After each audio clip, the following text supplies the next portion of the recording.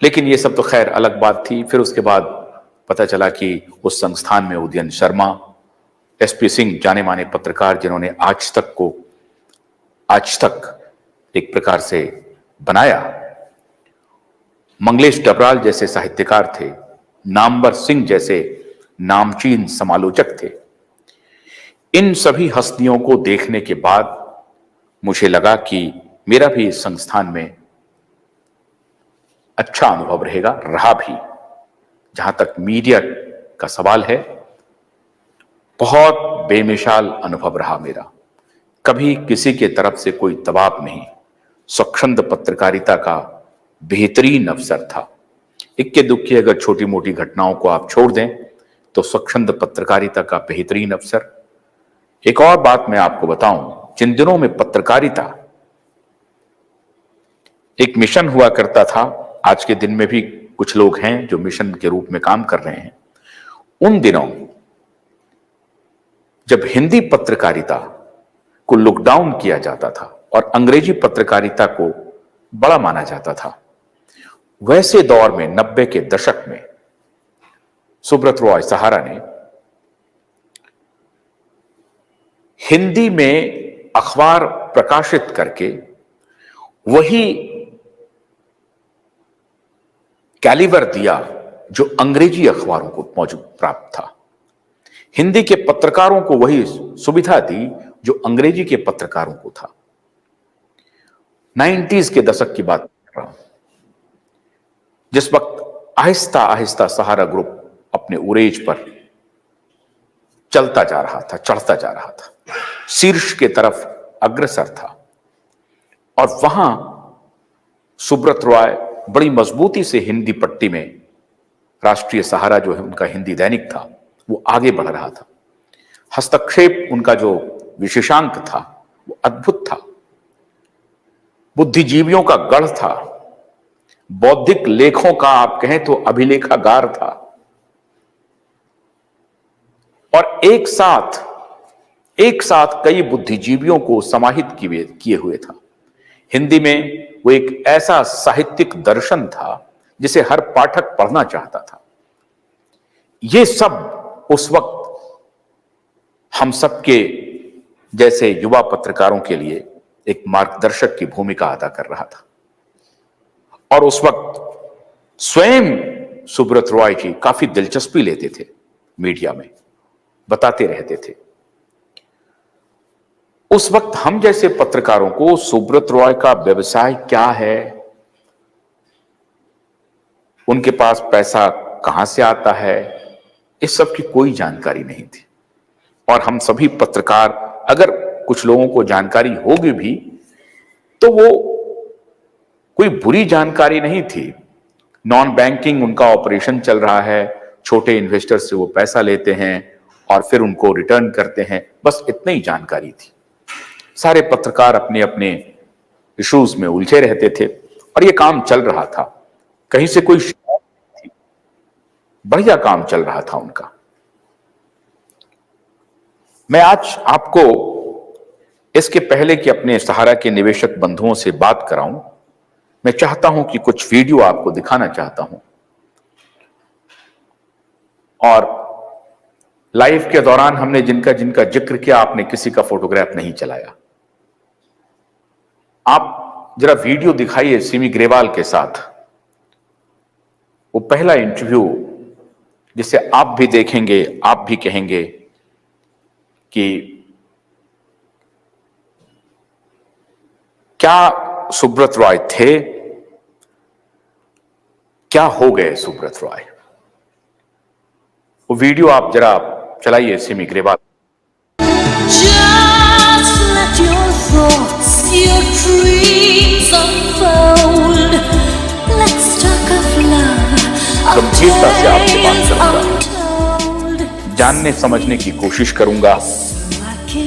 सालों सहारा ग्रुप में अपनी सेवा देने के बाद जिस ग्रुप को नहीं समझ सका, सहारा से बाहर आने के बाद हमने समझने की कोशिश की और आज हम उसको समझ रहे हैं। Thank you so much for coming. It's my pleasure to have you here. Thank you for calling. Thank you. You know, so dizzying has been the speed of your success that we haven't had time to find out who is this man, Subrat Roy? What kind of a person is he? And how did he do it? Well, I'm a simple human like any other. I also started my work like any other male they start for their livelihood and family's livelihood. But you know, the legends are made on the story of the first million. So, you are a qualified mechanical engineer. How did you hit upon the idea of parabanking? Well, actually, it had just started in Gorakhpur, this activity. I found that many people, they never thought of saving. So I used to tell them that if you save small amount, then at times you can get secured loan out of it. I used to go to them. I used to just small shopkeepers, even panwalas. We used to take small deposits, 15 rupees, 30 rupees That's a month, or that kind of deposits. And we used to have different kind of benefits for them. They also started enjoying it. So it worked. Did you go out personally? I did personally. I had a scooter. I used to roam around. I used to make depositors. I think if the old records are taken out, they will have my handwriting only. You didn't have any institution backing you. No. For them, you were just this guy on a libretta. What prompted a stranger?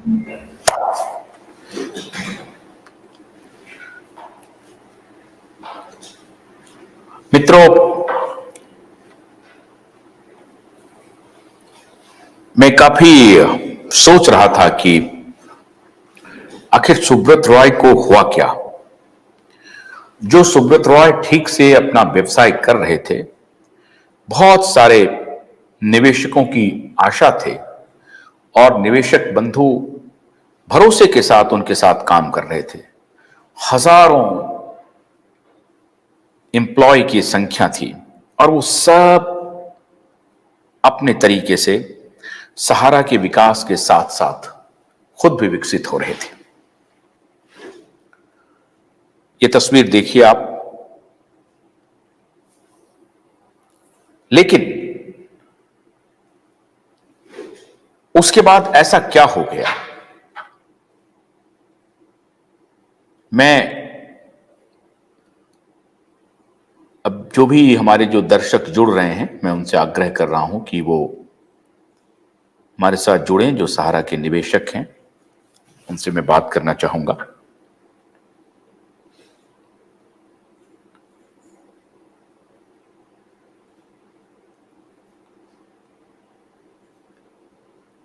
प्रभात लीजिए।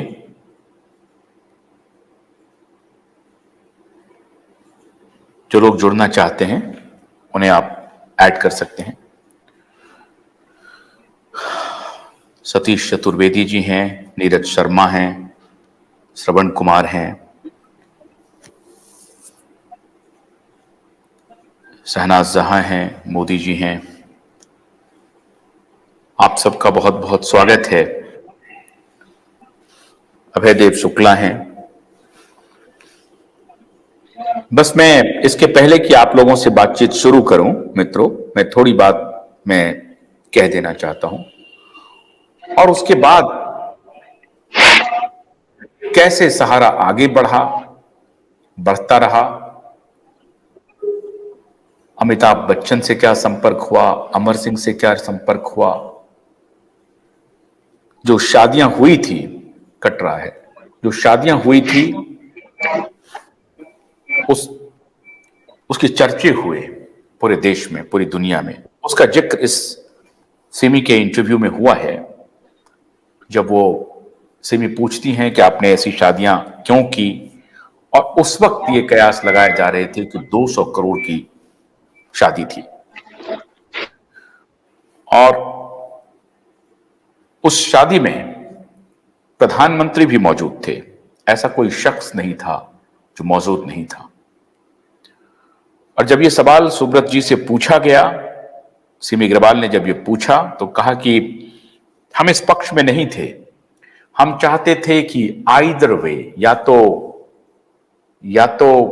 एकदम से सामान्य शादी होगी या फिर extreme होगी, तो हमने एक्सट्रीम को भी चुन लिया। अब ये सारी बातें जो रही, वो सुब्रत जी के खिलाफ गई। लेकिन कालांतर में फिर सुब्रत रॉय सहारा